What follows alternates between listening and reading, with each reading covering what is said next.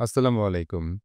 প্রিয় দর্শক, যারা ১৯তম শিক্ষক নিবন্ধনের অপেক্ষায় আছেন, তাদের জন্য খুব ইম্পোর্টেন্ট একটি নিউজ আছে। সেটি হচ্ছে শিক্ষক নিবন্ধনের বিজ্ঞপ্তি আসছে ভিন্নভাবে, থাকছে না ১৯তম।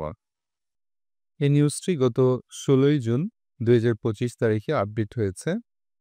তো নিউজটি আমরা একটু বিস্তারিত পড়ে দেখি। আসলে কি হতে যাচ্ছে?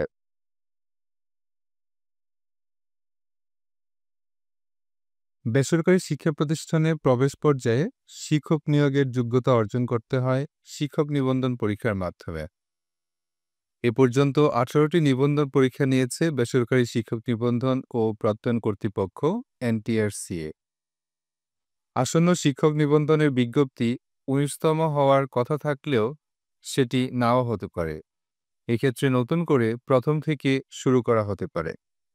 তার মানে ১৯তম যে শিক্ষক নিবন্ধনটি হওয়ার কথা ছিল সেটি নাও হতে পারে। এনটিআরসিএ নতুন কোনো ফরম্যাটে চলে যেতে পারে। শিক্ষা মন্ত্রণালয় এবং এনটিআরসি এর দুটি সূত্র দ্য ডেইলি ক্যাম্পাসকে জানিয়েছে, আসন্ন শিক্ষক নিবন্ধনের বিজ্ঞপ্তিতে বেশ কিছু পরিবর্তন আনা হচ্ছে। এর মধ্যে ২ ধাপে পরীক্ষা সম্পন্ন করা এবং নিবন্ধনের বিজ্ঞপ্তি প্রকাশের দিন থেকে বয়স হিসেব করা অন্যতম। তার মানে এই ২টি পরিবর্তন তারা আনতে যাচ্ছে। একটি হচ্ছে পরীক্ষাটি ২ ধাপে সম্পন্ন হবে, আরেকটি হচ্ছে নিবন্ধনের বিজ্ঞপ্তি প্রকাশের দিন থেকে বয়স হিসেব করা হবে। এই দুটি পরিবর্তনের কারণে পুরো নিবন্ধন কার্যক্রমের চিত্রই বদলে যাবে।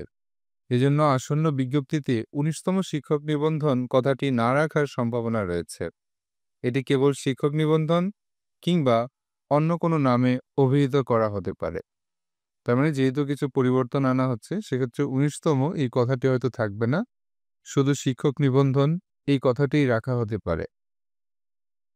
এই বিষয়ে জানতে চাইলে এনটিএসসির সচিব AMM Rizwanul Haque the daily ক্যাম্পাসকে বলেন, শিক্ষক নিবন্ধনের কার্যক্রমে অনেক কিছুই পরিবর্তন আনা হচ্ছে, ফলে নামের ক্ষেত্রেও পরিবর্তন আসতে পারে।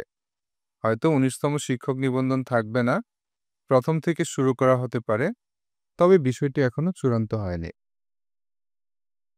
তার মানে যারা ১৯তম শিক্ষক নিবন্ধনের অপেক্ষায় আছেন, হয়তো ১৯তম শিক্ষক নিবন্ধন এই নামে হয়তো কোনো পরীক্ষা হবে না, তবে এনটিএসসির আন্ডারেই শিক্ষক নিবন্ধন পরীক্ষা সম্পন্ন হবে।